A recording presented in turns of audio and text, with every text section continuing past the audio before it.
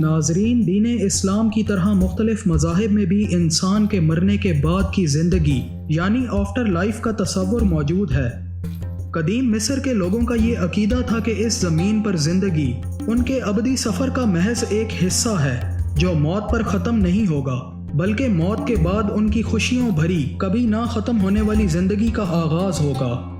ان لوگوں کے عقیدے کے مطابق ان پر دیوتاؤں اور دیویوں نے احسان کیا اور انہیں اس دنیا میں بھیجا جہاں وہ اپنی زندگی گزاریں گے اور مرنے کے بعد پھر اپنے خداؤں کے سامنے اپنے اعمال نامے کے ہمراہ پیش ہوں گے۔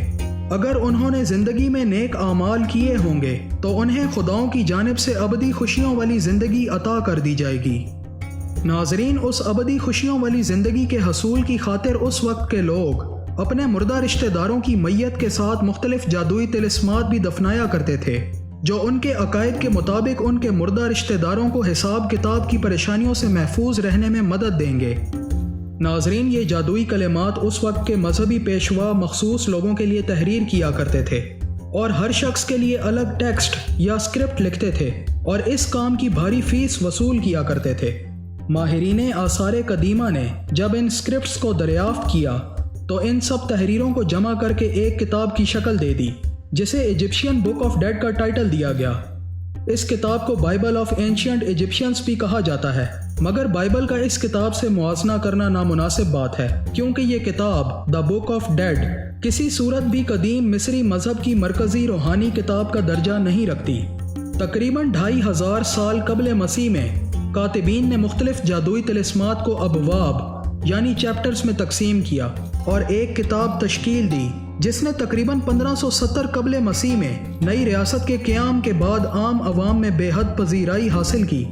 کاتبین جو ان جادوئی کلمات یا سپیلز کو لکھنے کے ماہر تھے وہ مختلف افراد یا خاندانوں کے لیے الگ سے اس طرز کی کتابیں تحریر کیا کرتے تھے۔ یہ جادوئی سپیلز اور پاسورڈز کسی رسم کا حصہ ہرگز نہیں تھے، البتہ یہ اسکرپٹس مرنے والے شخص کے لیے خاص طور پر تحریر کیے جاتے تھے تاکہ وہ مرنے کے بعد اگلے جہان میں ان کلمات کو اپنے فائدے کی خاطر پڑھ سکے۔ اگر کوئی شخص شدید بیمار ہو جاتا اور اس بات کا خدشہ لاحق ہوتا کہ اب اس کی موت یقینی ہے تو ایسے میں اس بیمار شخص کے رشتہ دار کسی ماہر کاتب سے رابطہ کرتے اور اس سے اپنے مریض کے لیے مرنے کے بعد کی زندگی یعنی آفٹر لائف کے لیے ایک کتابچہ تحریر کروا لیا کرتے تھے۔ کاتب کو اس بارے میں بھی آگاہ کیا جاتا تھا کہ جس شخص کے لیے یہ کتابچہ تحریر کروایا جا رہا ہے اس نے اپنی زندگی کس طرح گزاری تاکہ کاتب اسی حساب سے جادوئی سپیلز اور اپنے مذہبی کلمات تحریر کرے جو اس شخص کی اگلے جہان میں ٹھیک سے مدد کر سکیں۔ ناظرین، تقریباً 1570 قبل مسیح میں قائم کی جانے والی نئی مملکت سے قبل یہ کتاب جسے بک آف ڈیڈ کا نام دیا گیا ہے صرف اس وقت کے اشرافیہ کے لیے تحریر کی جاتی تھی، مگر نئی مملکت کے قیام کے بعد عام لوگوں میں بھی اس کتاب کے حصول کا رواج بڑھتا چلا گیا اور اس کی وجہ یہی تھی کہ ہر شخص مرنے کے بعد ایک پرسکون زندگی گزارنا چاہتا تھا اور یہ سمجھتا تھا کہ یہ کتاب اس کے مرنے کے بعد کی منازل کو آسان کرنے میں بھرپور مدد دے گی۔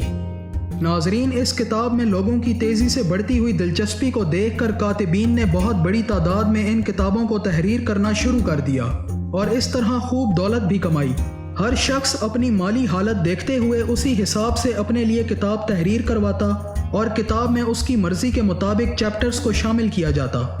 ناظرین، یہ سلسلہ اسی طرح 650 قبل مسیح تک چلتا رہا۔ اس کے بعد اس کتاب کو 190 فکس جادوئی طلسمات پر مشتمل کر دیا گیا،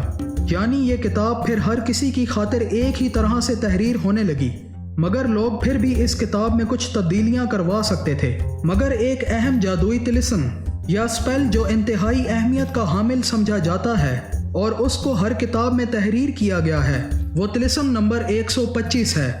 ناظرین، یہ طلسم تمام طلسمات میں سب سے زیادہ جانا جاتا ہے۔ یہ طلسم بیان کرتا ہے کہ کس طرح اوسائرس نامی خدا ایک مردہ شخص کے دل کو پرکھتا ہے اور اسی بنا پر یہ فیصلہ کرتا ہے کہ اس شخص کو جنت میں داخل کرنا ہے یا دوزخ میں۔ ناظرین، اس جادوئی سپیل کے مطابق جب کسی شخص کا انتقال ہوتا ہے تو اس کی روح کو ہال آف ٹروتھ میں پیش کیا جاتا ہے جہاں اوسائرس نامی خدا سمیت 42 ججز موجود ہوتے ہیں اور اس شخص کی روح سے 42 گناہوں کے متعلق پوچھ گچھ کرتے ہیں۔ اگر وہ شخص ان 42 خداؤں کے سامنے یہ اقرار کرے کہ وہ معصوم ہے اور اس نے ان 42 میں سے کسی گناہ کا ارتکاب نہیں کیا، اور اس کی اس بات کو اگر وہ دیوتا تسلیم کر لیں، تو پھر اس مردہ شخص کے دل کو ترازو میں ایک طرف رکھا جاتا ہے اور دوسری طرف ایک سفید پر کو رکھا جاتا ہے جسے مات کہا جاتا ہے۔ اس پر کو فیدر آف ٹروتھ کا نام دیا گیا ہے۔ اگر ترازو پر دل کا وزن اس پر یعنی فیدر آف ٹروتھ سے کم ہوگا تو اس شخص کی روح کو جنت میں داخل کر دیا جائے گا، اور اگر اس کا دل فیدر آف ٹروتھ سے وزنی ہوگا تو پھر اس کے دل کو ترازو سے نکال کر نیچے فرش پر پھینک دیا جائے گا، اور اس دل کو ایک مانسٹر دیوی آمت کھا جائے گی، اور اس کے ساتھ ہی اس شخص کی روح کا وجود ختم ہو جائے گا۔